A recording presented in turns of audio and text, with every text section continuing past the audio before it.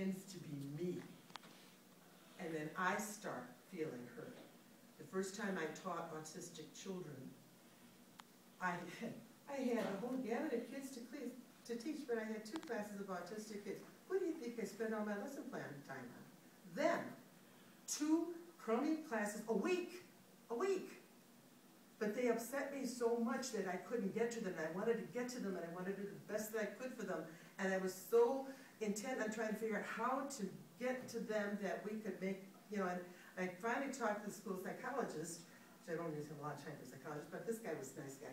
And he said, take a day off. And I said, take days off. He said, take a day off. You need a day to think things through. And he said, you got to straighten it out in your head.